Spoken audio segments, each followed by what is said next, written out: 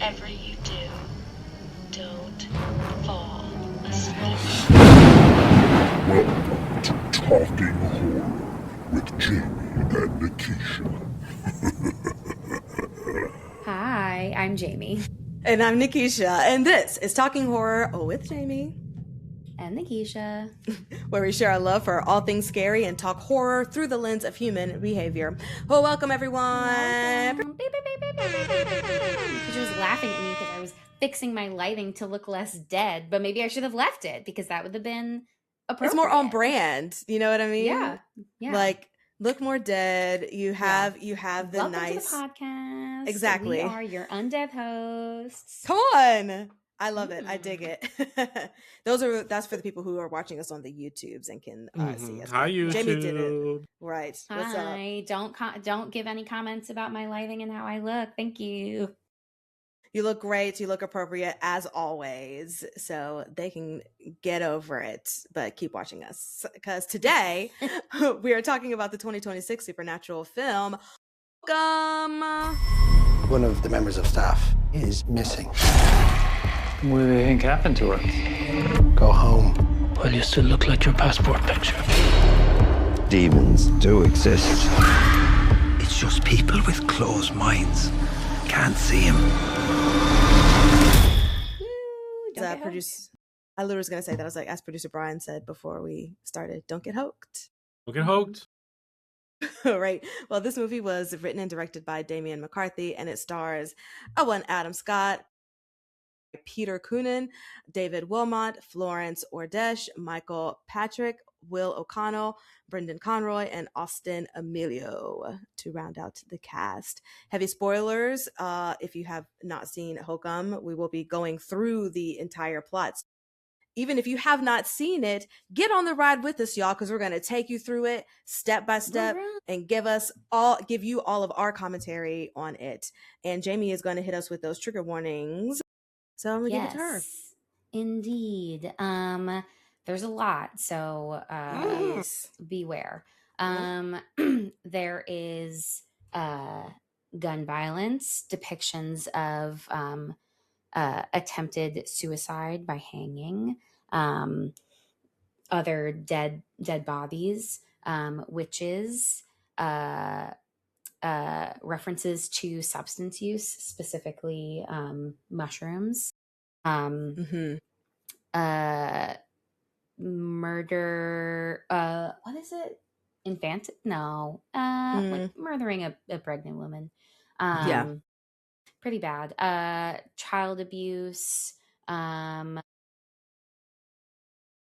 death of a parent, alcohol use. I feel like that. There's also like guilt. It's not euthanasia, but kind of killing a loved one out of mercy. Yes. Jerry. Oh, Jerry. And let's talk about him. Okay. That's about it. Yeah. I don't think so. I think that's pretty. Oh, dead animals.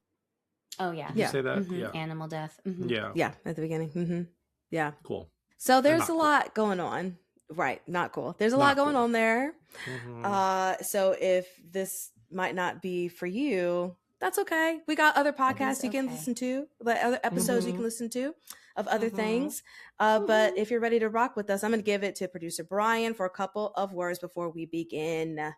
Hi, everybody. Producer Brian here. Hi, YouTube. And then hello, everybody listening to us. We really appreciate you being here. If you like this, if you don't like this, but you want more for hate listening or love listening, you can also find us wherever you get podcasts. But in addition to that, follow us on social media at Talk Horror Pod. We are mostly on Instagram and TikTok. Follow us in both of those places. We're really growing those platforms, and it really helps us to be able to see movies early for you all, to be able to kind of get access to stuff to bring it to you. And it also is just really fucking fun to do. So thank you for following. We're going to talk Hokum. So get hooked, or don't get hooked. Get hooked on this podcast. But don't get hooked in real life. Get hooked on us. Yes. There we go. In real life. Amazing. Have you guys watched anything new? I'm sure you have. It's been a minute since we have It has recorded been a for Yeah. for I will context read. for the listeners. Yeah, I think the last thing we've recorded the most recent thing we recorded together was Lee Cronin's The Mummy. No, No, we didn't because I record an haven't episode watched on that. Mm-mm. Did we talk about it? We talked about No, it. No. We didn't? no, we have No. not talked We about it. talked about it with our podcast friends, the Hannahs. Yeah, oh, right. Because we saw it with them. Because we saw it with the Hannahs. Mm-hmm. Yeah. I mean, since the last time we recorded, I went to the Overlook Film Festival. So I saw 15 movies there. Okay, this is what I'm going to do.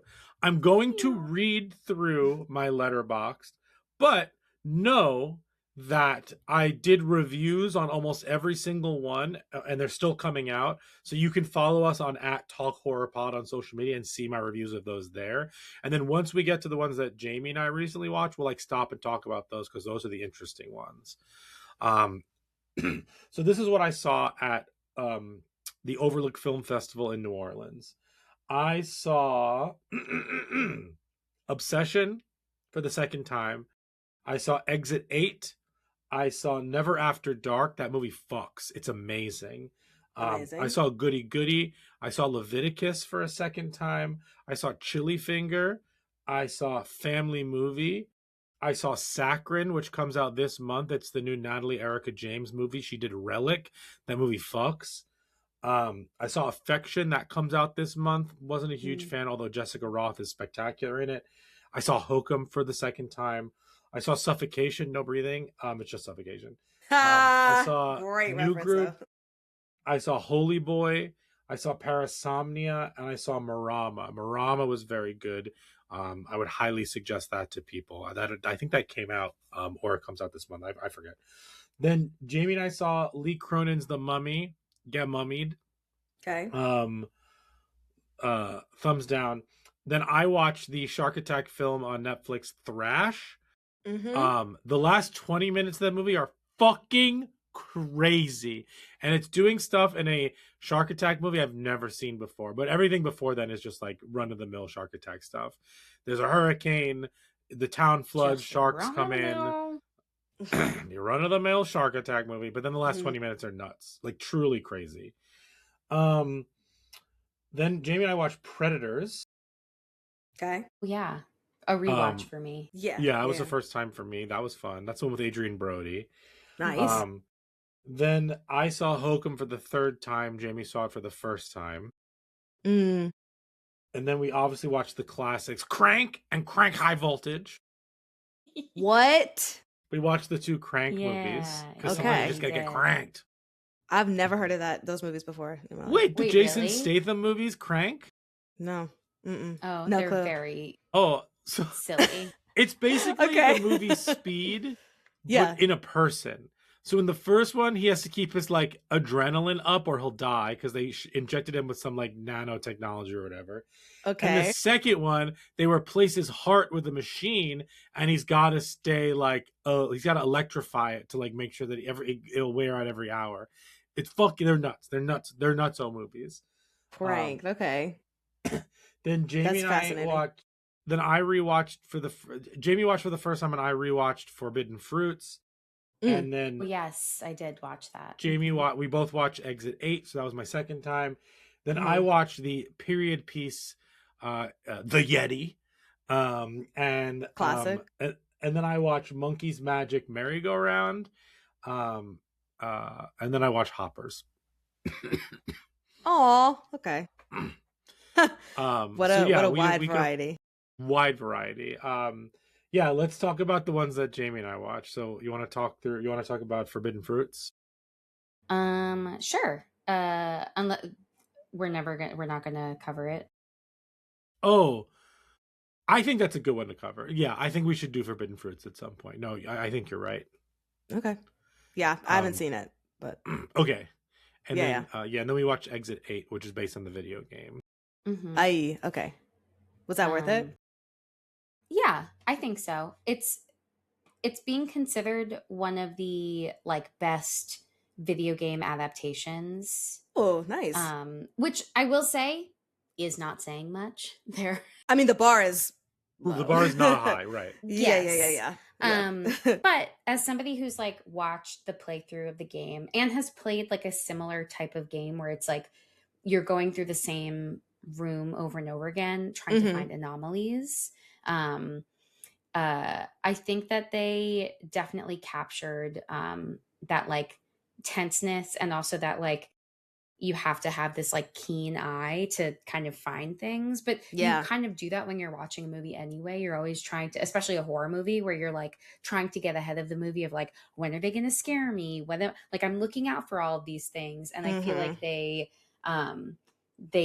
like incorporated that pretty well. So yeah, I think it's a fun watch. Yeah, I liked it a lot. I think I also think they did a nice little overlay of like an emotional core to it, so that's not just the video game stuff. Yeah. That definitely affected me, the way that they kind of framed it. So definitely into that. I liked it a lot. I think I liked it more than Jamie did. Okay. Nice. Nice. I watched Pretty Lethal for the first time since now that is streaming. How did you like? I didn't. We missed that at yes, South we by did. Southwest. You know, I thought it was fun. Is it doing anything spectacular? No.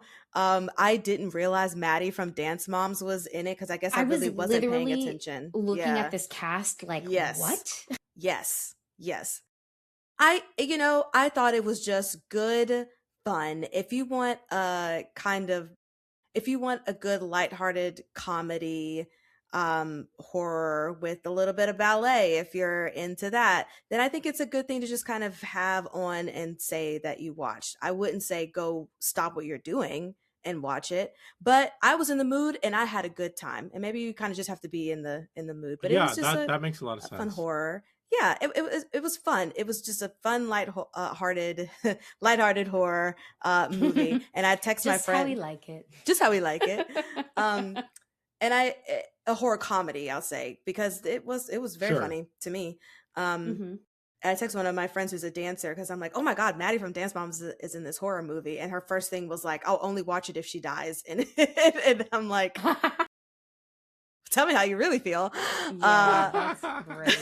Oh my God. So I won't spoil anything for people who do want to watch it. But I just think, again, if you want a comedy that you don't have to think too hard to just watch through, and the gore is pretty nice, it's your movie.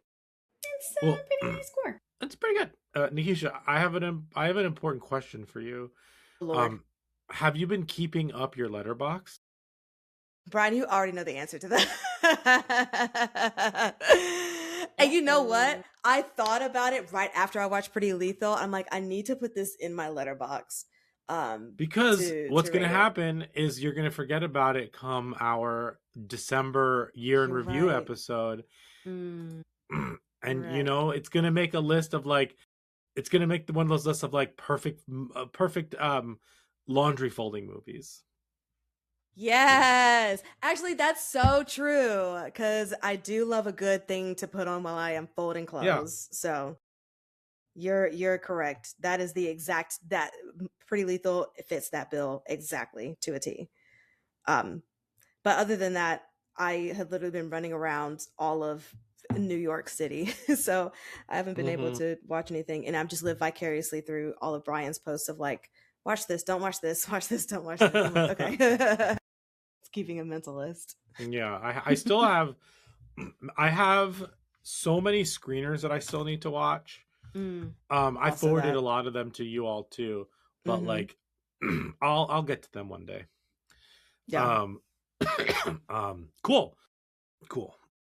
Cool. And I'm just gonna apologize once to all of our listeners. My allergies are really terrible today, and like, that's my one apology for all the like, you know, if I forget to mute myself coughing and things like that. People cough. Cough. That's a great number from a children's musical. Exactly. Yes. It could be. You got to write it. Write those things down. We've been watching a lot of Daniel Tiger, who has little ditties. But yeah, he does have lots Oh, of divvies. Yeah. for the bebe. Yeah, like Mhm. families all times. look different, and that's okay. I That's just can't fantastic. deal with Elmo being the center of attention anymore. It's Yeah, I'm Mm. into Daniel Tiger. craving me, and Oh no. I needed something else. Well, they changed that. I can't get into Sesame Street right Oh, now. okay, okay, Yeah. okay. I I will mean, I'm say definitely yeah. the thing that's stuck in my head. This is semi not related. Is the opening credits to the fall and rise of Reggie Dinkins on Peacock. Oh, yeah. Do you with Tracy Morgan? I It's know my what you're it's talking my about because Meg the Stallion is in it, but I've never watched the show. she is. Yeah. The only reason I bring it up is because it's my laundry folding TV show. Yes.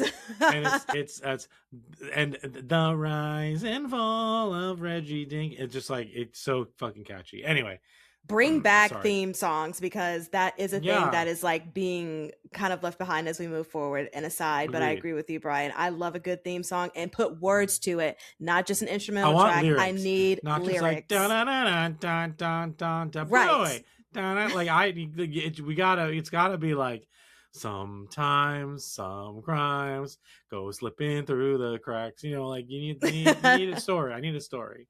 We need it. We love it. Fantastic. Well, you're here for Hokum. You're here to not get hoked.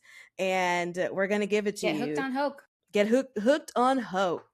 So first we're gonna do our trick or a treat, and then we're gonna have Brian talk us through the plot as we talk through what we might have disliked or liked about the movie. And I'm very excited to hear everyone's opinion about it. So let's start off with trick or a treat, where we let you know right off the top, was this a treat? We loved it, or we don't know how we feel about it, or kind of neutral about it.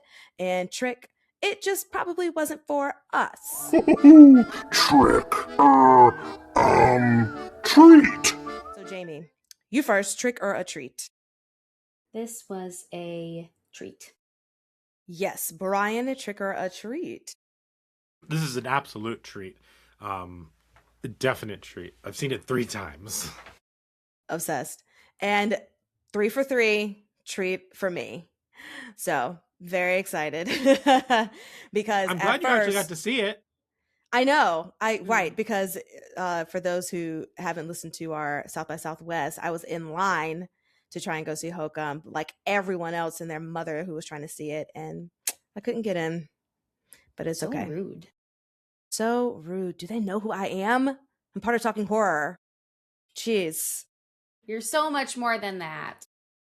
No, I love it. But I am excited that I got to see it. I'm also Brian and I briefly mentioned this, but we'll get into theater etiquette, Yes. which is also sometimes why I don't like going to the movies anymore.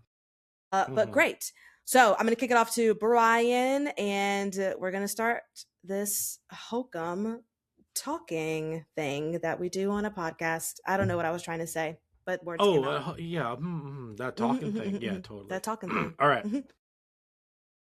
So, Hokum. Hokum opens with a so the main character of Hokum is Ohm Bauman, played by Adam Scott, but we open with a desert landscape with a conquistador as well as his like young squire, a boy, and they are walking through the desert and they have a map on them. There are presumably, there's not a lot of speaking here, they're presumably looking for a treasure. And they get to kind of the first stop in the treasure hunt, which is a circle, a broken circle I should say, and they are he tries to reopen the bottle, the conquistador, but he can't because the cork went too far in. So he tries to break the bottle, but he can't because it's just all sand around. So what he does is he makes the squire basically kneel down, and he's going to break the bottle over his head, not caring what happens to the squire, killing him, crippling him, whatever the case may be. And at this point, we're cutting back and forth between Ohm Bauman, the Adam Scott character, and this is the visualization of the epilogue acting as the prologue of the movie, but the epilogue to his successful Conquistador trilogy that he was writing. And he is at home. It's raining. It's a very scary environment, like very, real creepy vibes. And he's drinking a scotch of some sort, and the something is in the room with him. So we see glimpses of something on the stairs, and then we see he's looking. He hears it. He sees something. He doesn't say something. And then our first jump scare is he puts the light up and he brings the light down, and then what we'll later find out is that the vision of his mother's ghost essentially jump scares you right there. Yeah, can I talk about that for a second? Yeah. Because when that whole initial scene, like everything that you just said until where you stopped, I was in the theater thinking like, oh, I don't know if this is going to be for me or not. Yeah, same. Yeah, because like, what are we doing? Like, yeah, yeah, totally, exactly. And not only that, you know what's interesting is that my first thought was, oh wow, this jump scare is so early, and because we don't have any background or context about it, it just feels a little misplaced. And to have a jump scare that early, so then I'm like, okay, what are we doing? Where are we going? Or how do we go from here? If we're like kind of throwing in things that feel like it's just a scare just to scare. Eventually, as you go through the movie, like Brian said, you get the context of who the woman is and why that is happening. But I think just at the very beginning, I was thinking, this jump scare that they're trying to make work is not earned for me because it's the first 10 minutes of the movie. So like, what the hell is about to happen for the rest of this? So that's why my brain was like, I don't know if I rock with this yet. So I do want to say, the first time I saw this movie, I thought it was fine. I thought the scares were pretty good. I thought that like most of the story was fun. But the second time I watched this, it was amazing to me. And I think it's because once you can contextualize his emotional journey, everything in this movie is significantly better. And this is a tighter script. And Jamie and I talked, we think Oddity is great, but like some of the Oddity script just feels like very run of the mill, like easy to guess. Like it feels thrown together just for the scares. This one, on second viewing, this script is truly tight. There's like no fat on this movie, even though it may feel like it on first viewing. But I'll get into those as we get to some of those scenes. I get that totally. Yeah. Jamie, did you want to add anything? I thought I saw you take a breath. No, I have stopped breathing altogether. Oh no! Oh my god! She's getting hokumed already. Jesus. Yeah, getting oh shit. So Ohm Bauman, he ends up going into kind of his family's belongings. We see him open a case that has a gun in it. We see him with the ash of his parents, like a container for his mom, a container for his dad. We also see this Bilberry Woods hotel in rural Ireland, like a postcard from it, a picture from it. And that's where they honeymoon. So he decides to go lay down their ashes. And we'll get into like why he does it at this point. And so this is the title card, him driving through Ireland. And he arrives at the hotel. And he meets the local staff of the hotel. So as he's walking in, he sees a dead goat. The goats are kind of jumping on the cars, and Fergal, who is the groundskeeper, has been killing them with his crossbow. Fergal's a great name. Fergal. And he also meets the owner, Cobb, who's telling the little kids in the hotel about the witch story, that essentially like the witch lures lost people in and chains you up and then drags you essentially to hell, and it kind of tortures you and feeds on your kind of like your lostness, if you will. He meets the front desk clerk Mal, who is the son-in-law of the owner. He also meets the bartender Fiona and the bellhop Albie. Bauman is a dickhead. He is kind of rude to everybody, and he he's kind of talking to everybody. He talks to Fiona, who the bartender, and she is able to identify the tree of the picture that he brought with him of his mother in the woods. And so he decides that's where he's going to spread their ashes. He's going to spread them there. Then so he walks into the woods with the ashes, and he meets a local Jerry who lives in his van, super friendly, and he consumes milk laced with magic mushrooms, and he kind of says it like that. What'd you say? No, I just said eek. Eek. Oh yeah, opens his mind. And I should mention here that when he's spreading the ashes, he's very delicate and careful and thoughtful with his mother's ashes, and he just like fucking doesn't give a shit about his dad's ashes, just like kind of like throws them at the tree, and then he puts the ashes into the it's around into the tree, base of the tree. Yeah. Yes. Wait, okay, can we stop and chat about a couple of things? Okay. Yes. First off, I just want to point out, because I put in my notes that I loved the Halloween decor in a hotel, and you know what? Call me basic. I don't care if at any moment the horror movie is set in Halloween and or somewhere in the timeline of it, like Halloween is happening, then I'm on board again. So then by this point, I'm like, oh, it's Ireland. It's one of my favorite like countries that I have visited, and I'm seeing like the origins of Halloween, which are from Ireland, right? And like seeing the decor and all the things, and I'm like, oh, that just like makes me happy. I also want to say that was juxtaposed to the person next to me in the theater who decided to take their shoes off. And I'm like, why are you taking your shoes off, sir, in this theater as you're reclining? And so now your nasty feet are reclining next to mine, but fine. I'm seeing all of these great pumpkins and things in this Ireland hotel, so that's making me happy.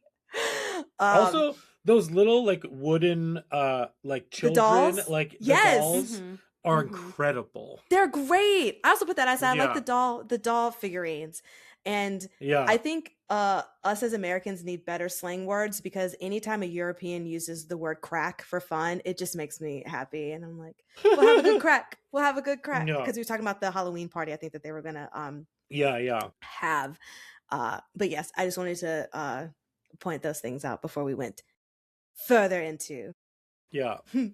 And a lot of this, just the vibes in general are incredible. The like folk horror vibes at this point, because even those like very intense close-up shots of those figurines while they're telling the like lore of the witch, I think is like really unsettling. And the kids' reactions, and then Bauman just being like, leave him alone, like, oh, I'm the owner. Like, I just think that like this movie it's so funny, even though they're telling us the story of the witch, if you will, what they're actually doing is showing us who these people are. Like through that like witch story, we're learning about who Bauman is. We're learning about like who this staff is. We're learning about so much more than just like the witch story. And I just think it's impeccably done. From the time that he sees the like goats outside to the time that he's like talking to Fiona and like figuring out who, you know, where the tree is in the picture. I just think it's really it's really well done. And without a lot of like exposition, you know, we always talk about the telling versus the showing, and it definitely feels like showing in all of that of who these characters are, especially Adam's character. Because I'm glad you brought that up, Brian, because that made me think about when in your description of the plot, how he has such affection or concern, I guess, for the dead deer at the beginning, but then when he's talking to the people, he's such an asshole. And so just kind of seeing that there's already something there within the complexities of his personality within those two moments. But also he's protecting the kids. in that Yes, moment, and he's like, yeah, leave yeah, them yeah, that's alone. right. Mhm. Because like we'll later learn that like if only someone had told his father to leave him alone. You know what I mean? Like, Yeah, for sure, for sure. yeah, there's a lot there for sure. Yeah, that's great. So we're getting back to the bar. Bauman is sitting at the bar drinking his face off. Fiona and Albie tell him that the honeymoon suite is locked off and it's supposedly haunted by a witch that the owner had trapped inside there. Now, what this movie does, and something I really like that this movie does, is it kind of like shows things in flashbacks. And so we get a flashback. I think that's this here, but at some point we get a flashback of Albie talking about the ghost, the witch, excuse me, and hearing a noise where it's locked off, and he's like putting a lighter through, and we get like a little glimpse of the witch, just like with a jump scare that we know is coming, but still very like narratively fun folk horror type stuff. Absolutely. Albie tells him that he wants to, so two important conversations happen in this scene. I'll start with the Fiona conversation. Bauman is drinking and he is talking to Fiona, and he reveals some information that his father kind of basically like drank himself to death, and that his mother was killed when he was a young boy, but they couldn't really try the person who killed her because he was like too young, though he believes that they should have hung that person. And he then says that Fiona reminds him of his mother, whether that's coming from the drink or whatever it is. He says that. Yeah. And then Albie comes over, who is enamored with him because he is a big fan of his writing, and Albie is a writer, has a manuscript. I know. And Albie is kind of aloof in some ways, trying to pitch his idea, his manuscript to him. And Bauman, being the dick that he is, lights a spoon, like heats up a spoon, I should say. Insane. And burns Albie, basically telling him that like his skin isn't thick enough to be a writer, and that he's a bellhop, so he's not a writer. And Albie, rude. Very rude. The heavy stereotype kind of judgment of like, if you're not getting, he made the comment, are you getting paid to write, then you're not a writer. Right. And like yeah. that was like, to me, I broke my heart, because of course, like, as the industry, it's always a thing of like, oh, you're not getting paid to act, and you're not an actor. You're not getting paid to sing. You're not a singer. It's like, no, that's not true. And he's just trying, and you're being an asshole. And honestly, good on Albie for hustling. You know what I mean? Yeah. He's trying to make things happen. Absolutely. Yeah. And again, Bauman is drinking at this point. And then Fergal basically kicks him out of the bar. He's like, "This is your last drink." And then he even says something to the effect of like, "Yeah, this is my last drink." Then I should let me rewind just a little bit. He is shown to his room. That's when he asks Fiona about the picture. So he has seen his room already. And then we cut to kind of Fiona found he has a tape recorder where he records his ideas on it, and she wants to return it to him in his room, and he's not answering, and she just has this gut feeling that something is wrong, and she makes Albie open the door, and Albie doesn't want to. He's like, he's drunk, he just passed out. She's like, no, I just like when something feels off and I have to act on it. And they find Bauman hanging from one of the rafters in his room. He attempted to kill himself. And Fiona cuts him down with like a little mini saw. And then we find that Bauman is in this like dream state where he's going down in an elevator, and he decides to step off of the elevator, but then because he hears someone calling to him, but then he decides to get back on the elevator. He's basically like it feels like he's in limbo trying to figure out if he wants to go or stay. And he ends up Mhm. waking up in the hospital weeks later, thanks to basically Fiona saving him. Yeah. Um, this is a very. I want to talk about this for a little bit because the second time I watched this movie, the first time I watched this movie, did not expect for them to find him hanging in there. Like, Yeah, No. of course. like this is like 20 minutes, maybe 15 minutes into the movie. I'm just like, oh, you know, our like narrative brains are like, he's already at the hotel. The horror is just going to ramp up from here. And this feels like a total break in momentum. It feels like we're Yeah. taking a step back because now we're out of the hotel. And I was just very intrigued by this. And on second viewing, there's so much here. And I mean that from the perspective of, I was like, why did he decide to like do their ashes now? Because he finished his book and he's going to kill himself. Like he has to, before he kills himself, he has to lay his, that to me, the killing himself wasn't like a spur of the moment. That was premeditated. He was going to kill himself in the place where his parents honeymoon when they were happy and kind of giving, you know, and putting their things down, their ashes. Then a couple other things. Another thing is, maybe I overthinking this, but the reason I brought it up before is when Fiona shows him to the room for the first time, the first thing he does is look at the ceiling when he enters the room. Okay. And then something else is like he very clearly has intention when he says like, no, don't worry, this is my last drink.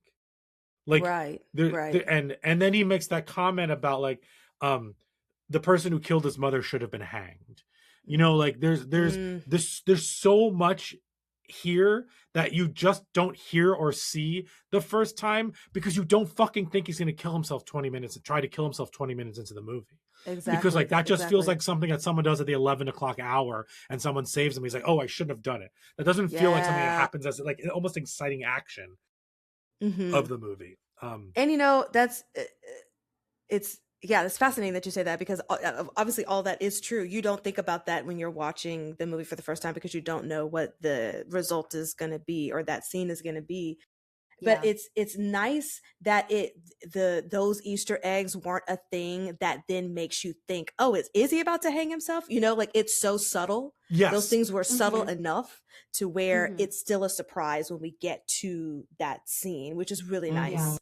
So that they're not trying to push it like, up, here we go. Like it's about to happen. It's just, I just like that how subtle it was because I was not expecting that at all. No. And like you said, Brian, you expect the horrors to just kind of exist within the hotel. And also, I didn't watch a lot of trailers for this movie, but the ones that I did watch, and we'll talk about this later when other things happen, I really did enjoy the mix of like human things that were happening and the folklore things and supernatural things that were happening. Yeah. And I know we'll get into whether those things were real or not later, but having the idea, because when I first saw the trailers, I thought it would be more just like haunted hotel, mystical, supernatural things. But then to have a lot of these like human things that are happening was a nice kind of surprise intertwined with all that stuff. Yeah.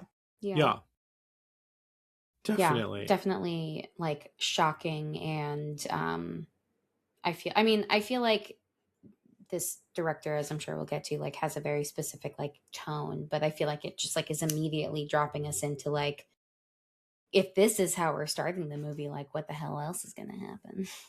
Exactly. Yeah. It's kind of like that Game of Thrones feeling where it's like, well, if in your first season you're going to kill like X, Y, and Z, then like anything. We can spoil Game of Thrones at this point. Yeah, that's true. And it basically, it's like if you're killing who's seemingly the main character, the primary narrator. Yes. And like then anyone can die. And what does that mean? Sorry for your Game of Thrones spoilers. My God. Can you imagine if they killed him? Like it's not the same movie, obviously. Right. No, but still. Like, that would be wild. That's what I thought like they were doing in that moment. And I was like truly shocked.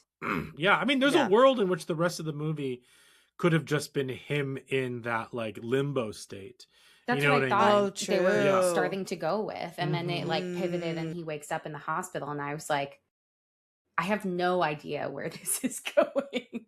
right, Also, right. I just would like to say at this point in the movie, our food had not come yet. We had pre-ordered food, and I basically God, I said was to Jeez. myself so in my head, hungry. like, we were starving. I was like, if the food isn't here by the time he kills himself, he tries to kill himself, I'm gonna go and try and find the food. So he did it. He's in the hospital, and I was like, and then I just left the theater, and Oh, and our food was sitting there, like ready to be delivered, and the kitchen was just fucking around. So I asked for it. They gave it to me. I brought it back. my gosh. That um, and then okay, so Ohm wakes up and he decides to go back to the hotel, basically to thank Fiona for saving him, oof. and for and what he finds out, and Mal, the front desk person, tells him that Fiona has been missing since the Halloween party, um, and he tells Bauman that Jerry is the main suspect because they found out that Jerry killed his wife, and Mhm. Jerry's kind of like missing, and Jerry was the last person that Fiona had talked to. Someone had seen them talking to each other, and so he is the main suspect. Mm, um Bauman ends up finding Jerry. Bauman, for some reason, just decides he's going to investigate this shit. So he goes into the woods, and he finds Jerry like at his around his van, and in the van is like a Irish folklore book which belonged to Fiona, and so he's like, oh shit, like what did you do? And and Jerry is like, I did not do it, but I did mhm. sneak into the hotel room, into the hotel, and I saw her ghost, and something is very off here. And there's an Mhm. incredible sequence of Fiona's ghost, like with a jump scare, pointing to the bell of the honeymoon suite. Again, the honeymoon suite is where we believe, or it's rumored that there is a witch locked in there. Yeah. Um, Can I oh talk but slash ask a yeah. question about this? Um because I know we had mentioned it before with Jerry and the mushroom milk thing, but Mhm. there was Yeah. something that because he'll keep talking about that within the movie of like how the reason he could see the well, I don't want to forward, but I want to ask about psilocybin and mental health because in when we first meet Jerry and he has the mushroom milk that he offers to Adam Scott's character, he talks a lot about how it kind of opens your mind up to see things. And I want to ask you, Jamie, just like, how do you feel about, because it feels like now psilocybin is being used more so for like mental health things, and like how Mhm. you feel about that incorporation in the mental health world. Yeah, I mean, I think that there's a lot of like therapies that are incorporating like substances that we're familiar with in use recreationally that are being Hmm. studied as possible like treatment options for people with a variety of different mental illnesses. Some of the main mental illnesses that are being researched are related to like major depressive disorder and post traumatic stress disorder. Usually, with depression, they're looking at these like alternate forms of treatments for people who are considered quote treatment resistant to Mm, like some of the common antidepressants that are prescribed. So like folks who are still having depressive symptoms despite trying like a significant amount of antidepressants and therapy, mm, that then they might explore some of these other treatment options that like based on research is showing have been reducing symptoms of depression, and psilocybin is one of them that they've been nice. doing research on, like in addition to therapy, to like as a treatment option to reduce um, major depressive disorder symptoms, which is really fascinating. Mhm. Between that and ketamine assisted therapy is another one. Really? Yeah. Also, That's very Wow. interesting. Not yeah. with And food, again, but in this general. isn't But just it's like, interesting. you know, your recreational, like, I'm going to go do shrooms and like, Right. that's going to solve, like, this is a treatment model that's being supervised by professionals. And you're not, it's a very specific amount, like dosage that you're getting Mhm. to like monitor and see how the symptoms might be changing. So yeah, there's a lot in the same way that, like, you know, there's been research on like marijuana use as Mhm. you know, a source both for like physical pain, but also for like intense psychological symptoms and things that like people are really struggling with. So yeah, I think that there's a lot of interest in exploring you know, like other options, especially for people who, again, like are not finding relief from the like quote unquote like typical like medications or treatment options. Kind of like how we've talked about the ECT, like the electric Yeah. um convulsive therapy, Mhm. that like sounds very like old school, but again, like that plus the I forget what it's called, like transcranial magnetic something, where it's like the magnet against the skull. But like these are treatment options that they're typically for folks who have tried a lot of other treatments that have not been effective for them. So yeah, long story short, No, that's lots of perfect. research has been showing that like it has relieved a lot of those symptoms. And I think what they're also looking for is like how long are the effects lasting for. Yeah. Oh, that's true. Huh. Well, Hmm. I'd also just find it interesting because in going back to Jerry, because you know, Brian had mentioned in the summary that we find out that he murdered his wife. I don't think we find out the whole story at that point where we've stopped. Hmm. But Right. if we're just thinking about whatever Jerry could have been going through to get to that point, having that psilocybin to kind of like help whatever was going on in his brain, even though this is not like supervised, like you're saying, and monitoring dosages and things, it kind of makes sense in Jerry's world that he would be like, you know, in tune with taking all Jerry's those world. things. Yeah. With the history that we have been given of his backstory. Well, no, I Yeah. think he does at this point. Jerry does say that his wife Oh, was okay. sick, and um, he's like, and Relieved they her. saying you killed your wife. He's like, yeah, I did. Like Hmm. this movie's very funny, by the way. Like there's a Yes. lot of Yeah. comedy. Not as funny as the guy who laughed at everything in our theater thought it Oh my was. god. Oh my god. Goodness gracious. It was so bad. It was so bad. Just distracting for no reason. So Yeah. someone had to go over and talk to him. That's how Really? And be bad it like, can was. you He was laughing at just, everything. The oh my scary stuff gosh. too. Like just laughing, and it was just like Nothing would be very happening and he would just be laughing. yeah, uh-huh. It's like I can't with that. People's etiquette in like public spaces, shared spaces, is always so Mm-hmm. fascinating to me that we've just kind of Yeah. ignored all that. Um, yeah, but yeah, well then yes, with Jerry and because of what he had to do Yeah. Hmm. for his wife and So, whatever yeah. Yeah. guilt that might still bring on, you know, I Or trauma, totally because or like that's yes, another yes, again, like another common uh like mental illness that is, there aren't necessarily a lot of like treatment, like uh what's the word I'm looking for, like medication treatment options for trauma.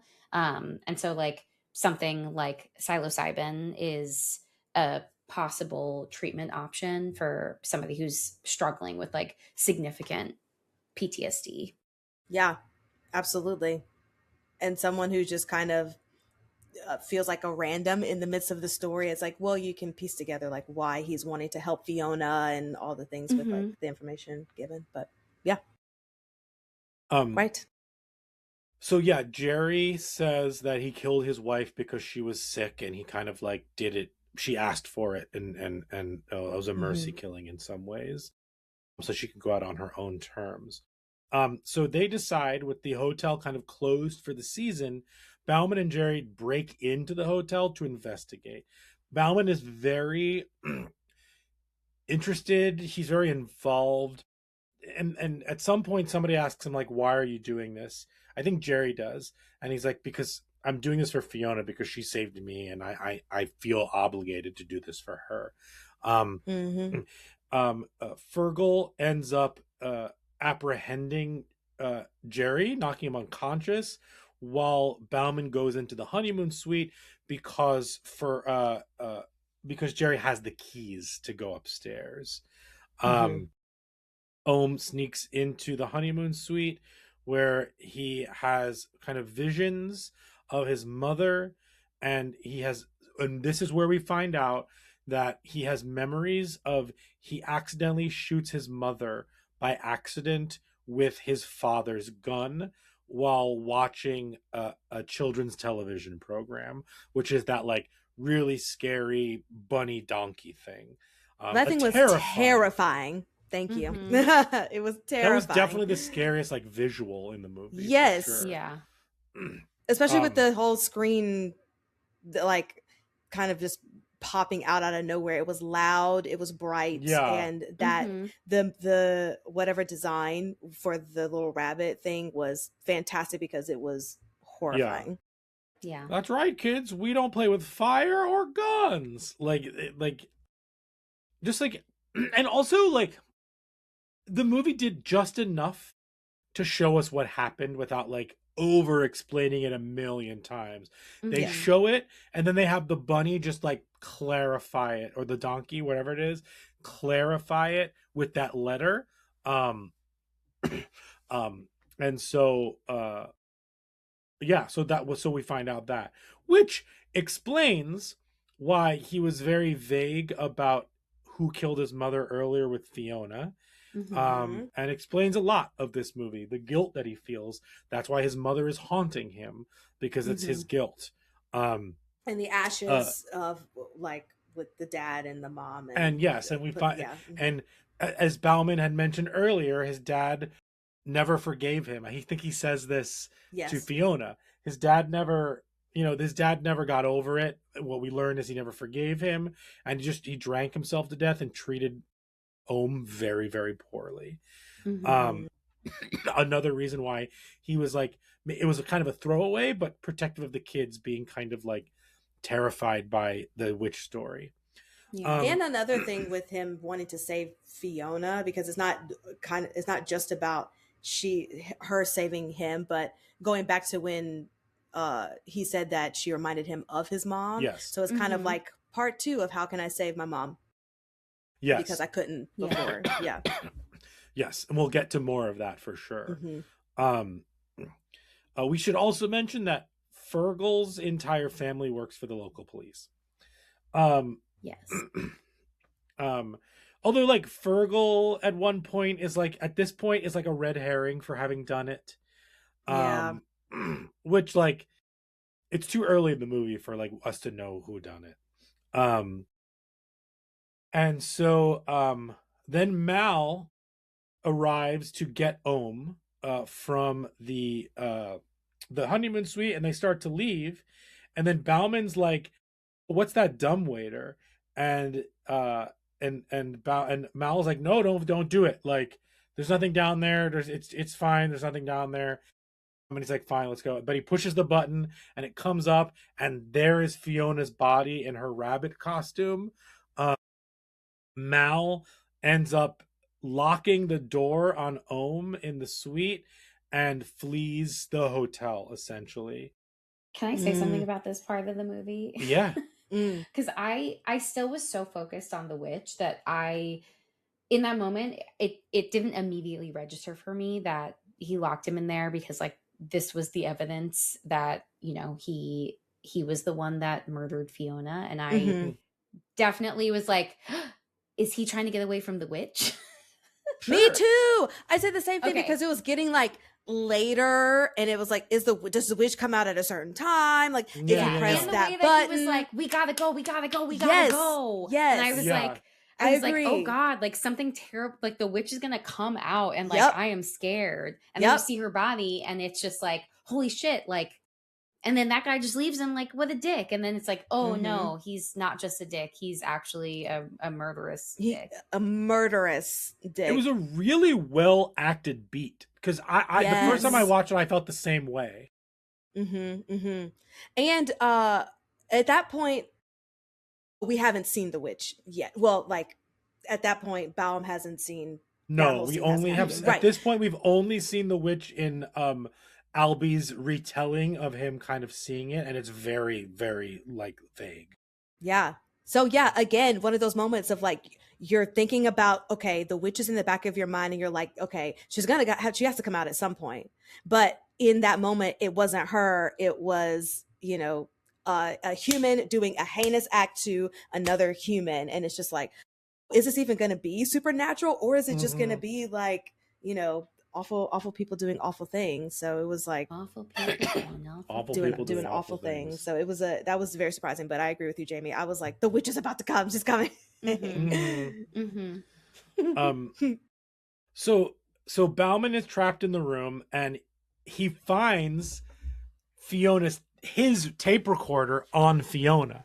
So she had been keeping it on her just in case, you know, for Bauman. And essentially she recorded, you know, while she was stuck down there, and it's deeply upsetting. And she basically says that Mal drugged her on Halloween night and locked her in the suite to prevent his family from finding out that she's pregnant. You know, his father-in-law is the owner of the hotel. He's a piece of shit. There's all of that. And Jerry then awakens to find and there's like this really sad moment where she knows it's like kind of all over her. She says like, tell my parents I love them, because she says that there's no way back up in the dumbwaiter there. Yeah, the button is broken. Yeah. So it only goes down, so she's basically stuck at the bottom in the basement. Oof. Something to also note, I saw an interview with Chris Mayo, and who's a British horror influencer, with Damien McCarthy, who said that the bell at the front desk is the same bell that they used in Oddity. Good, because I was like, oh, similar bells. Yeah. Oh, that's fun. And then something to mention is that there is a clock in the honeymoon suite, where a little boy with a golf club keeps like hitting the bell, which adds to the ambiance of it. So while this is all happening, Jerry wakes up in Fergal's van, who's taking him to the police station, and he jumps out of the van and starts his way back to the hotel. Oof. Now, Ohm is fucking in the worst kind of escape room ever. He is stuck in this fucking room. Everything is old and dusty and scary, and the vibes are immaculate.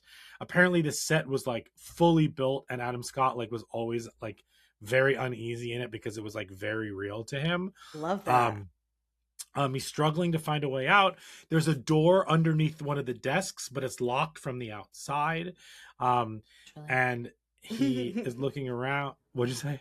I said naturally. Naturally. So he tries to unscrew it, but he kind of can't. And this is where the hauntings really fucking ramp up. His mother is kind of always following him. We see that like donkey ghost every once in a while. And this has probably truly the best jump scare of the year in it. Where I don't know what you're talking about. Bauman starts in the bathroom with no one behind him. He crosses behind like one of the door frames, and he walks through the door, and his mother is behind him. But it's fucking scary because the mother is there, you register it, and then the sound comes in scaring you. It's like this perfectly constructed jump scare that the person sitting to my left like leapt out of their seat and screamed. I love that. Sitting there. Jamie. Jamie was Yes. sitting there. I screamed in the theater. Like, no lie. I like leaned. I was like, I feel like I was slowly leaning forward, like waiting for something to happen. Yes. And then it felt like I got like slapped in the face and like pushed my whole body back and like fully screamed. And I don't do that. I rarely do things like that. But yeah, like it was pretty quiet for a bit. And nothing big had happened at that point. And I fully, we ate the food and I shit it all out right in that moment. It was such a good jump scare. Like, I cannot emphasize how terrifying it was. It's an incredible jump. That was the third time I saw it, and not only did it still scare me, but obviously Jamie scared me more than the jump scare that time. Of course, yeah. But like, it's still whatever. Really you scare me all the time. You know, whenever right. We see not a on movie. purpose. Uh-huh. Not on purpose. Mm-hmm. Never. I'll like walk into a room, and be like, "Hey," she'd be like, "Oh." Like, no. I don't do it on Yeah, purpose. stop being scary. Yeah, sorry. Well, there you go. No, you're right. I apologize. I know. I was gonna say, Jamie, don't be scared, but no, Brian, stop being scary. Yeah. Yeah, exactly. Yeah, Nikisha, don't victim shame. Blame me. Right, exactly. It's like, I took it back. So he's in the room, and then he's like, "Oh shit! I think I remember them saying that there's an emergency exit in the basement," or he sees a map of it. I don't remember exactly what. So he decides to. What he does is he moves Fiona out of the dumbwaiter, and he ends up going into the dumbwaiter, but he sets up that little boy who's clicking the bell. He ends up setting it up next to the dumbwaiter button, and he times it so that he has like 5 minutes down there or whatever it is. And the boy will basically hit the bell, and it'll hit the button for the dumbwaiter, and it'll come back up. The button. So he goes down to the dumbwaiter. Adam Scott is always in elevators. He goes down in the dumbwaiter, and he's walking through, and he hears some weird stuff, but this whole time he's been swigging his whiskey. And he sees all this stuff, and he ends up seeing like these things hung from the ceiling, like little trinkets. And he ends up walking through, and he hears a lot of things, and he's not sure. Anyway, he starts to hear this like wailing, and he turns around, and boom, it's the witch. And this is our first. It's very quick, but this is our first like clear view of the witch. And he ends up running back to the dumbwaiter, and in hilarity, it's not fucking working, and the witch keeps coming at him, and he doesn't know what to do, and he's freaking out, and he ends up going up, and he closes the dumbwaiter. He looks down, and the witch is fucking crawling up the dumbwaiter to him. Great scene. Not great a scene. fan. And there's that moment where he's still in the dumbwaiter, and it starts to go back down again. He's like, "Oh fuck, no!" And he gets out. Jumps out. Yeah, He fully like dives out of it. Yeah. Yes. Great moment. And he closes it, but then you see the witch kind of like hands coming out of the dumbwaiter. And from the story, he learns from the beginning story, I think he learns that he finds chalk in the basement, I think. And so he draws a circle around the bed, and that protects him essentially from the witch. Fiona told him that. Fiona told him that. You're right, right. After falling into the fucking bathtub that's been like, building up bacteria over years, he gets into the bed, he draws a circle around it, and he's protected from the witch up until that point. He ends up passing out and waking up the next morning. Yeah. Something that should also be noted is that a couple things happen in this sequence. I think one, he's tripping because he's just having this existential crisis. He sees the conquistador, and he sees the squire in like this in the sand, in the like, what's it called, the glass time. Yeah. The time turner, but the timer with the sand, sands of time, the sand timer. Yes. And then Jamie's dying. I was like, what now? But now that you did that, you incepted my brain, and I'm like, I don't know what it's called. Right. Yeah, I can't. So there's that, and then the the recording device goes off again. An hourglass. Thank An you, because hourglass, I was about to thank look it up you. too. Yes. Yeah. Golly. Someone's Wait. screaming at us, like, listen to the I podcast, being like, know, an hourglass, hourglass. Dummy. hourglass. That's what Jasmine was stuck in when Aladdin had to save her. Exactly. That's Yeah. the first thought. Yeah. So there's that, and then also the recorder goes off, and basically like, he hears Fiona's last moments with the witch, essentially. Just like a lot of scary stuff there. And I think that's what kind of leads him to go down the dumbwaiter is that, and that the button doesn't work and all of that. And so that's where we are with that. And in the morning, Mal ends up back at the hotel to dispose of Bauman, assuming that he thinks he's dead. And he finds Jerry trying to get into the honeymoon suite.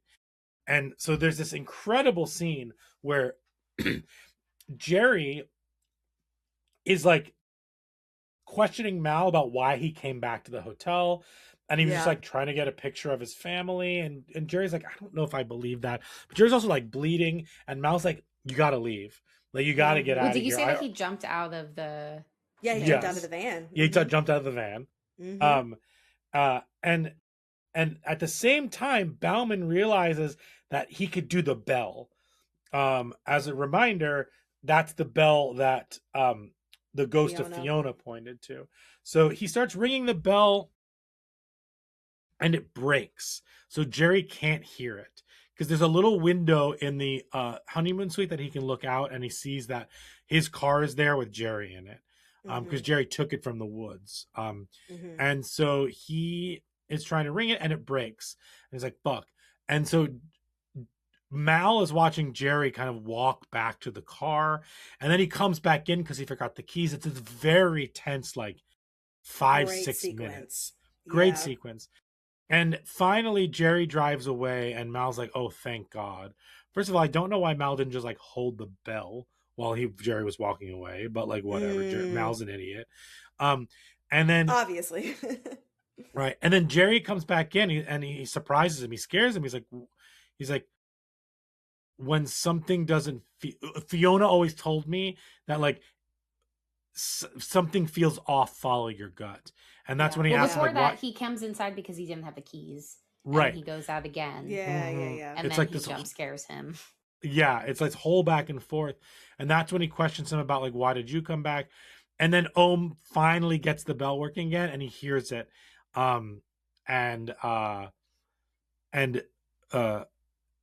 Jerry takes the keys from him, threatens him, takes the keys, and ends up going up to try and save Bauman. And Mal's trying to stop him from doing it. Jerry gets up there. Jerry gets up there, and he ends up opening with an axe the little door hatch under the desk. And before anything can happen, Mal takes the crossbow and kills Jerry. Sad day. It's a sad day. I fucking love Jerry. What a good character. Yes. I mean, just like dedicated, and even just we always talk about following your gut, intuition things, and like psilocybin aside, just like really listening to yourself. And I appreciated that there are characters in here that are making smart decisions. And I don't think I've ever once kind of second guessed some people's decision making in this. Like it all felt very natural and totally appropriate. Agree. Yeah. Also, before he goes to shoot him with the crossbow, he starts a fire with the heater. Yes. Yeah, because he locks the door behind him. Yeah. Or someone locks the door behind him. Oh no, yeah. He closes the door and locks it, but he doesn't have the key because Jerry had the key. And then so he starts the fire by putting blankets on the heater. He gets the crossbow, he kills Jerry, and then he is like threatening Ohm that he's gonna like come after him. But I think first he tries to leave again. He does. Yes, he And does. then he realizes that he can't. And so 'Cause he that's doesn't have when the he's keys like, anymore. I'm Because he gonna doesn't go have the key. into the hotel room, and is like kind of like yelling at Ohm of like, Mhm. we could just leave here together.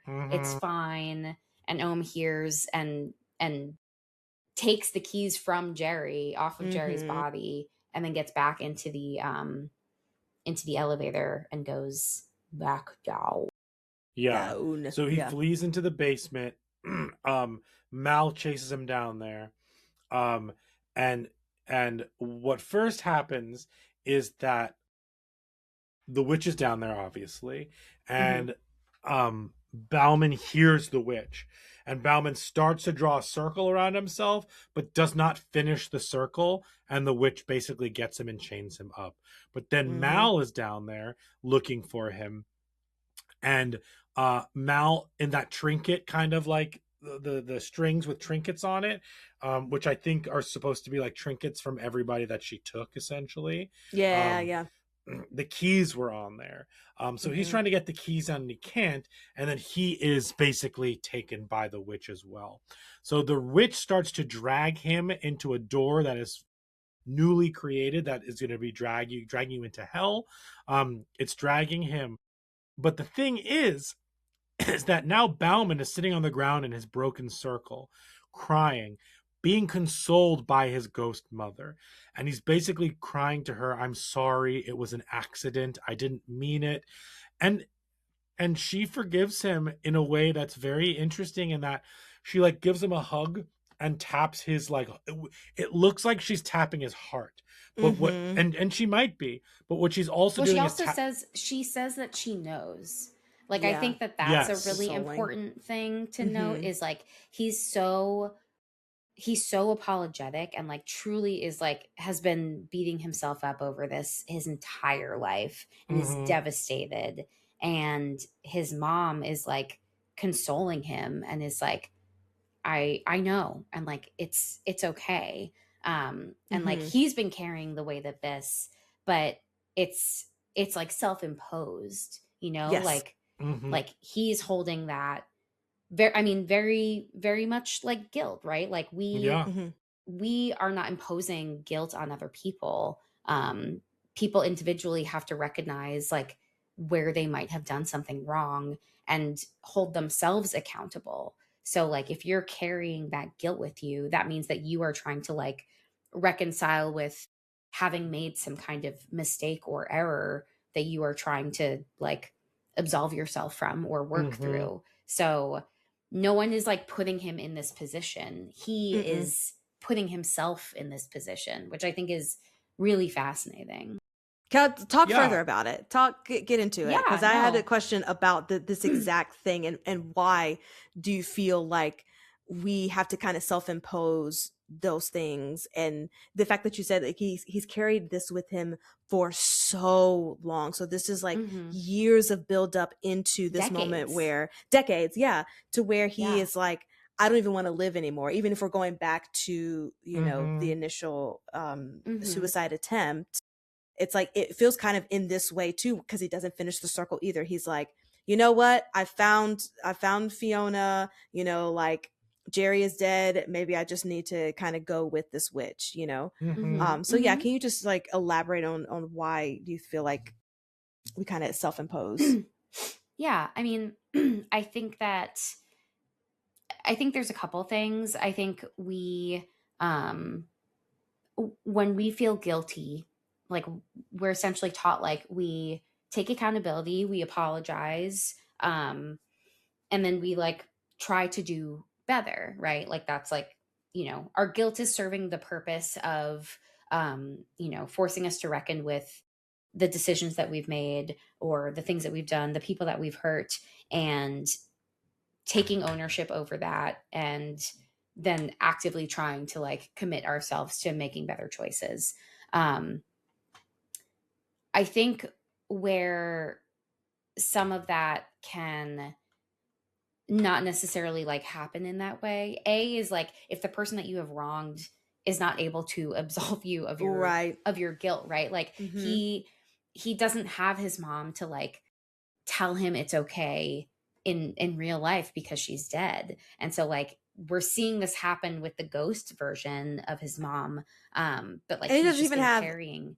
Well, I was gonna say, and he doesn't. Sorry to interrupt you, but I just find it also fascinating that like, even though he can't get that from his mom, like his dad also wasn't the one that was like, "It's okay, you're okay," and Yeah, that's who should have no. been doing that, but he didn't. Mhm. Yeah. Yeah. Yeah, exactly. Like his dad too is like contributing to it. Mhm. I think in terms of like sometimes I think we feel like going through those motions of like apologizing and like trying to course correct are not enough. I put that like in quotes. Like Yes. we feel like the consequences for us need to be more severe. And so that's where we might like punish ourselves, whether and that can look like a lot of different things. It could Mhm. be it's like you think that you're holding yourself accountable to this like really more extreme degree, because we feel like it's going to make us this like better person. Like if Right. we go through, you know, this experience because we feel like we haven't grown, then we feel like this is the way to like allow us to improve or allow us to grow. Mm. But like it's not a requirement to experience pain in order to facilitate growth. Right. Also, I think like kind of speaking to the dad, shame and guilt are two different things. So a lot of times I think we might refer to them as this like overlapping thing of like, oh, I feel like I'm ashamed of this, or I feel guilty. um I think that there's overlap happening for Ohm, in that guilt is related to like the actions that he took, right? So it's like when we do something wrong, we atone and we try to do better. Shame is something that's way more pervasive and a lot harder to work through, because shame is speaking to like our character, our identity, like who we are as a person. If we Mhm. are taking things on and feeling like ashamed of it, which I feel like it's more than just guilt that I think Ohm is experiencing. I think he's ashamed of what he has done, and that's a lot of what's driving him. I also think that shame sometimes is fueled by like this long-standing guilt, like we're internalizing guilt over a Yeah. mistake or an error to mean something about ourselves, and then it kind of morphs into shame. It's like, well, I wouldn't have made that mistake if I wasn't such an idiot. And so then it's like you're you know, you are identifying with a mistake in a way that is like speaking to your character. And I think that that's part of why he is carrying this for so much longer, because he feels like there's fundamentally something wrong or bad about him as a result of this mistake that he made, Mm. and feeling like again he is like he needs to punish himself if he thinks that he is a bad person. Like it's more than just doing a bad thing. It's like, I am bad, therefore I deserve to be punished. Yeah, um absolutely. yeah. And then also like, I mean, we don't like to feel guilty, and so I think sometimes like we are using it as a mechanism to like to say like I have to experience this pain, kind of similar to to before, but like we think that it's going to lead to like that relief from guilt, but Right. it's not like this one to one where it's like if I, you know, continue to punish myself for this, then like I will eventually like no longer feel this guilt. Right. Exactly. And it kind of feels Yeah. like it's just it feels like it's just hard to sit with the guilt, and so Mhm. we feel like you said you have to do something about it. But so Yeah. instead of like sitting in the uncomfortableness of how you're feeling with the guilt, it's like, no, I need to actually do something. And like you said, the one to one, then it'll just all go away, which is like not how feelings and emotions in our brain works. Mhm. Especially if you said the shame is kind of like fuels that, and that's how it kind of continues to grow and then stay for a long amount of time, which I feel like that's fascinating and a good distinction. Thank you for Yeah. saying that between shame and guilt, because I Yeah. also agree that Yeah, that was can really get. interesting to listen to. Yeah. Yeah, I think it gets muddled a lot, and Hmm. for me, like when it comes up in like the work that I do, it feels like over time like mistakes that have happened, which again, like we're human. So like we are going to make mistakes. We're sometimes going to make the same mistakes, but like we're always going to make mistakes. But we might look at that like collectively, quantitatively, and say, like, well, I've made far too many mistakes. So there must be something fundamentally wrong with me. And it's like, no, you're human, just like the rest of us. We're all making mistakes.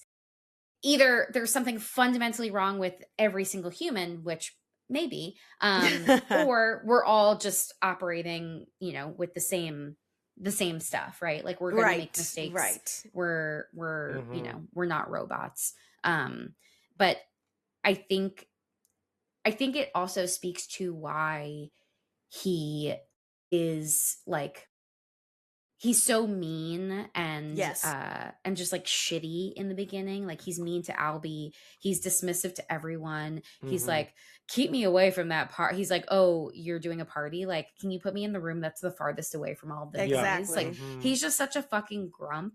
And I feel like that is the like shame over time of like, yeah, I'm a piece of shit. So like, who cares? Like you know, why bother operating any differently when I already know that I'm a piece of shit, right? Like it becomes this like self-fulfilling prophecy. Like he's acting like a piece of shit because he truly believes that he is one. And like once we'll get to that, but like at a point where you are no longer carrying the weight of that, and you remind yourself that like you have agency, you don't have to commit yourself to self-punishment for your entire life, then perhaps there can be like a shift where you can like remove yourself from that and be like, okay, like I'm not a bad person. I did something that was really wrong and I feel terrible that I did it. And I've done whatever I can to like make up for it. But that doesn't mean that like I am fundamentally a bad person.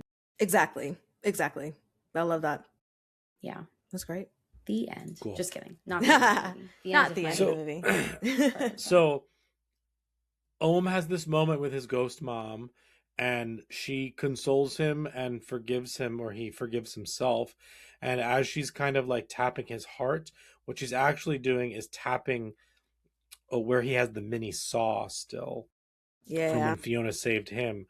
So he's able to saw himself out of the chains, and he gets himself out just in time, as Mal is being pulled past him into a horde of kind of like hell demons, if you will, other witches. Like... and Mal, we will feast on your soul. Yes. They they got a big straw and they all went to town. Slurp, and slurp. Mal got what he fucking deserved. Yes, and he did. then so satisfying.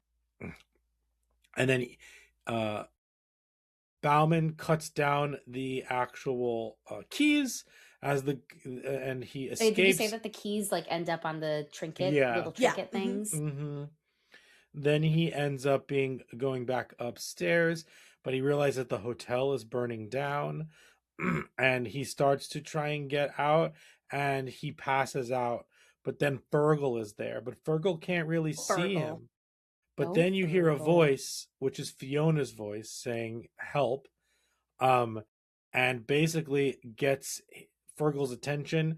Fergal ends up saving him and getting him out of the hotel. Now we cut to Bauman back in the same hospital. Albie visits him now in a ice cream parlor getup. I thought he was a candy striper at first, but then I was like, that doesn't make sense. No, but I thought the same thing. The outfit was misleading. Yes. I was like, huh?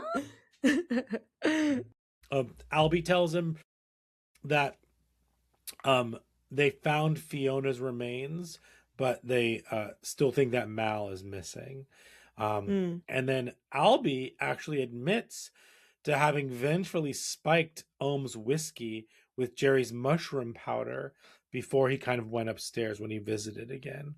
And so now he's questioning, like, is what actually happened to him, did it happen?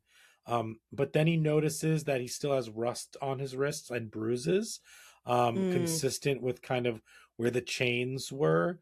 And then he remembers that Jerry tells him that drugs allow humans to glimpse the like supernatural, and that's usually like invisible to closed minds in general. And he then agrees to read Albie's manuscript. He's softening. Then we cut to a re-edit, if you will, of that epilogue to his Conquistador trilogy. He writes that when the Conquistador is about to bash in the head of the kid, he decides to give the bottle to the kid and to have the kid bash it over his head and keep all the gold. And then the kid ends up throwing away the bottle and hugs him and says, like, we're basically in this together.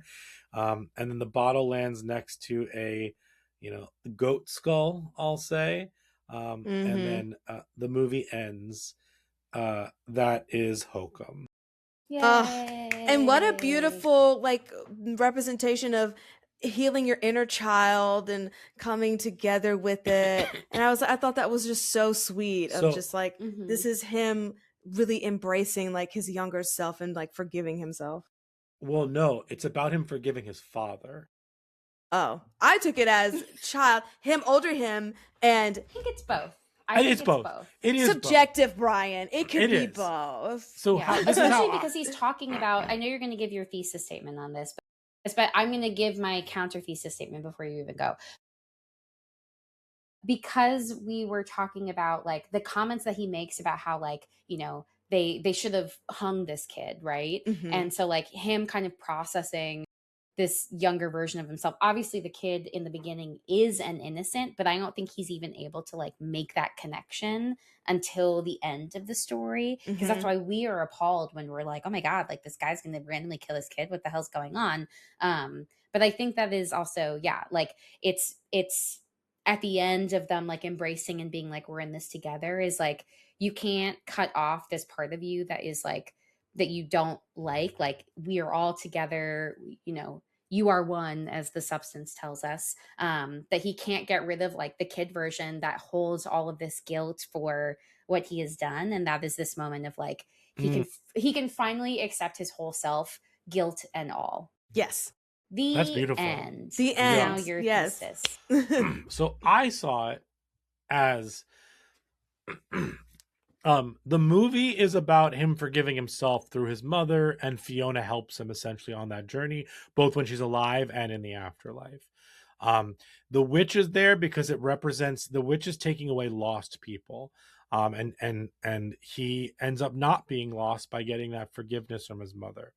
But we also learn that his father was terrible to him, and that his father basically, the bottle killed him. Like he drank himself to death. So once he can forgive himself for what he did to his mother, in his epilogue, he's allowing himself to forgive his father. So if his father is a conquistador and going to like beat his son down with the bottle, him giving the bottle to the son, and the son kind of like having the opportunity to like harm the father, decides to throw it away and just like accept kind of what happened, because he kind of understands a little bit more of like what his father was potentially going through, even though he was the brunt of it. So like the epilogue, which is the prologue and the epilogue of the movie, is about his relationship with his father, but also with the relationship with himself, because I think Jamie's totally right. And so at the end, it's not just him becoming like a softer person, writing a more like, melancholy, like, ending, not melancholy, but like, we changed kind of ending, but it's about his relationship with his father, and then obviously with his inner child for sure. Yay. Also with the broken circle, like that just like, you're not safe. Like there's no safety out here. Like you need to like do it yourself, as opposed to like rely on this like ancient, way to ward off spirits and stuff like that. Oh, I don't know if you mentioned this, but something else that I thought was really interesting was like once everything is resolved in the hotel. So like when he discovers Fiona's body, her eyes are open. And it's like very unsettling. And when he puts her in the chair, her eyes are still open and it's very unsettling. When everything is resolved, the last shot of Fiona before we like leave the hotel, her eyes are finally closed. Yeah. Yes. And there's Yeah, that that was moment where great. she like disappears because he's like on drugs or whatever it is. That was freaky deaky. Oh yeah. Yeah, and that it's was like, where did scary. her body go? Yeah. Scary. Scary, scary, scary. Didn't is Hokum. care for that. And I Did will not say, care for that. this movie was fine for, I'll repeat, was fine for me the first time. And I kind of think it's incredible on second viewing because all of the context for everything enhances it truly enhances the first half of this movie. Yeah. But still a great first watch. Yeah, I Yeah, had a great. The great scares are time. wonderful. Yeah, Yeah. that person to the left of you was so loud during that one scare. It's very weird. Oh, but the person to the right of me was just loud the whole movie, and that was a strange. Yeah. Amazing. Well, should we Rotten Tomato this? Yeah, let's Rotten Tomato. Rotten Tomato.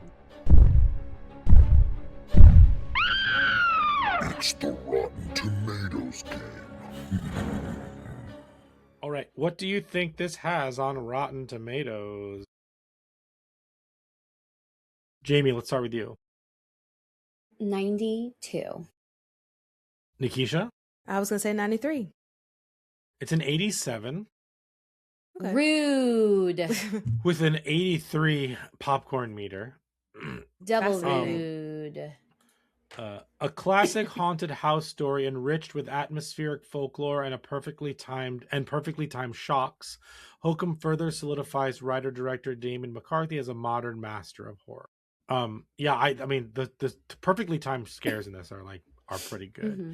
Absolutely. And there's a lot of existential dread to this too. So there's like a nice balance of the two things. Yeah. Agreed. What do you think this has on Letterboxd? Again, that's out of 0.0 to 5.0, again with decimal points. Nikisha, let's start with you this time. I don't know. I'm going to say 3.9. All right, Jamie. I was going to say 3.6. It's a 3.5. Okay. And Alright. here are the top 3 most popular comments. At number 3, when you get so high, you start getting scared. Number 2 is spectacular. Mm-hmm. This is proof that there is only one thing scarier than a witch: a man. Yeah. Yes. And the number 1 review is rough weekend for Mark's Audi. Oh. I love that. Yep. Yeah. And then here are some reviews from guests of the show. From Dylan /reviews. I hated every moment of this and wanted to die. Parentheses, complimentary. 4 stars. And then Sydney, Horror Chronicles. This is 4 stars. Sleeping with my lights on so the scary TV rabbit man can't get me. Yeah. Ugh. Hell yeah. Agreed. All right, should we do the 4 S's? Yes. Skull, scare, shakes, and suggestions. The Talking Horrors 4 S's. The 4 S's are skulls, scares, shakes, and suggestions. This is where we are going to rate the movie. Skulls is how well this handles mental health and human behavior. 1 through 10. 2. How scary is this? 1 through 10. And then 3, how much is this going to stay with you? Can you shake it off? 1 through 10. Jamie, let's start with you. Okie dokie. For Skulls, I gave this an 8.5. Really, the only reason I dock points is always whenever people are like, I need to investigate this. And it's like, you literally don't. Obviously, I know that's like the point of a horror movie. Sure. But I do have to say, in the real world, if you are like, oh, wow, a witch, or oh, this dead person that I only met like once, I better find out what happened to her. You don't need to do that. You absolutely do not need to do that. Sure. That's So fucking putting that funny. out there. For scares, I gave this a high one because again, that jump scare really got me. I gave it a 6. It was scary. And for shakes, I gave this a 7.5. Really, really enjoyed this. And yeah, I'll leave it at that. All right. Nikisha. Yeah, I'll give the skulls like a 7.5. And I'll give the scare a 6 as well. Because that rabbit screen thing really got me in the Yeah. theater. Didn't like it. Shakes, I'll give it a 7 because it really did subvert my expectation within the after the first 10 minutes. I was like, what is this? Am I gonna like it? And then I was like, oh fuck, I really do like this. Mhm. And I just want to Totally. also point out that Jamie and I did agree on the ending being about an inner child. I just want to say that again out loud for the people. Yeah. Mhm. Ending inner child, always healing it. Talk to your inner child. Hearts all around for everyone. All around for everyone. I gave it an 8 for skulls, a 6 for scares, so we gave it a 666 for scares. Hey! Whoa. Whoa. Oh man, I was bartending this weekend, and this guy came in with a shrimp. It had 3 shrimps on it, upside down, with in shape of 6s. So it said 666 and shrimp. And the bartender with me said like, "Oh, like that's a cool hat." And he goes, Oh God. "Yeah, I like seafood and Satan." And walked away. It's so fun. It was a How brilliant line. iconic, though. Iconic, Even that on his truly. shirt. And I then love shrimps and Satan. and then I gave this an 8.5 for shakes. This is a great movie. I probably would have given this a 7 for my first viewing, and like the second viewing definitely solidified this as like really great. I still think I don't know if I liked Oddity better or not. They're very different, but I'm still on that. But yeah, this is a great. I think I like Oddity better still. Fascinating. I think that's where my heart lies. Yeah. But I really enjoyed this. I think there was just something more interesting to me about the world in Oddity. Like I want to know more about like all of those haunted weird objects. Yeah. I was fascinated by like her and her shop and like her power. Like there was so much that I wanted to know more about in the world that for me that did it a little bit more. But I do think that this was like in terms of a like fully fleshed out film, I think this is probably his best. Like I think that he just keeps getting better and better. Mm-hmm. Yeah, I think I think I agree with that, especially because the last frame of Oddity lives rent free in my head. It's so fucking good and effective. But I agree. I think this is a better all around script, movie, super tight, really saying something, and it's very clear what it's trying to say. Like this movie is it's like, to me, if this movie is whittled down to one thing, it's forgiveness. Can you imagine? Get out of here. Yes. Can you imagine? Yeah, great fantastical movie. No, great. Suggestions? Yeah, suggestions. Brian's like, I'm done. I think if you've never seen Caveat and Oddity, his other 2 movies, I would highly suggest them because it's very cool to see this guy who really makes great horror movies, how he grows in his like vision. I think that's really fucking cool. So I'll just go with those 2. I know I had Oddity on my list too, but then the whole like Drag Me to Hell, I'll put that out there too. Drag Me to Hell. Yeah. So I also have Oddity. I also have the VVitch, the witch. Yeah. For witchiness. Also, I wrote this down while you were talking about it. You were like, the movie 20 minutes into the movie where he like attempts death by suicide, and it's just like so shocking. You were like, yeah, no other movies really do that. Actually, there is another movie that does that. The Lodge. Oh, that's a great one. Mm-hmm. Psycho does it too. Yeah. Oh, and wow. then the The other Lodge one is that a I have, really good one. Yeah. the other one that I have that I think is just an incredible depiction of grief and like guilt with that is The Night House. Oh, The Night House. Oh, No, it's Yeah. I reposted this incredible TikTok where this woman was breaking down. Was it the grief versus guilt? Yes. Yeah.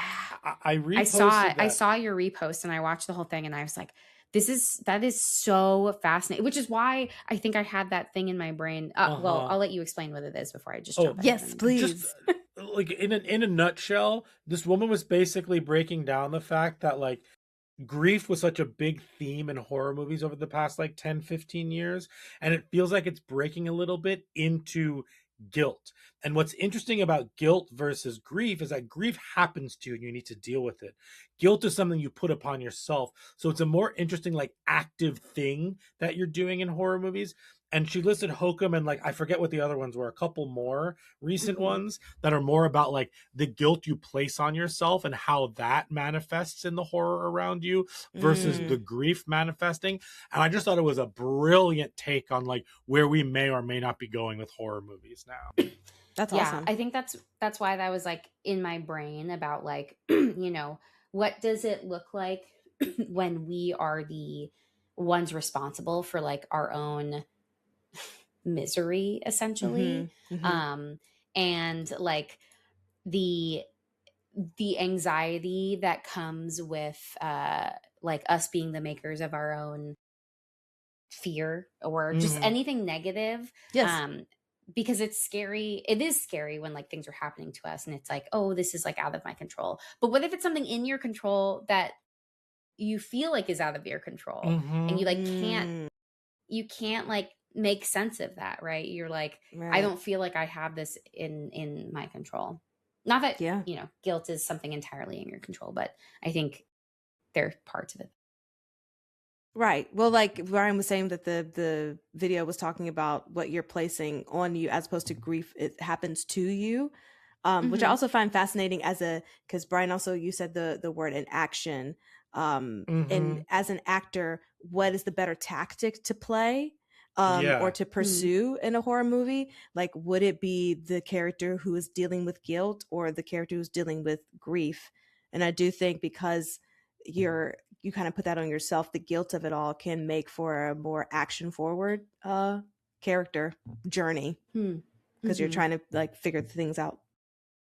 Her name is Jasmine, and she cites Hereditary, Babadook, and Midsommar about grief. And then she cites Hokum as like one of the main ones from this upcoming trend, hopefully. So I thought that was really cool. Love that. All right, amazing. Well, that wraps up our episode of Hokum. You can follow us on the socials, Instagram, Instagram and TikTok at Talk Horror Pod. And producer Brian, where can they listen to us? You can listen to us wherever you get podcasts. So that could be YouTube. Hi, YouTube. That could be, thank you. That could be Apple Podcasts or Spotify. Rate and review us there. 5 stars, please. And thank you. Yeah, that wraps it up. I think all we can say is don't get hooked. Don't get hooked. Don't get hooked. Don't get Thanks for hooked. listening, you guys. Bye. Bye.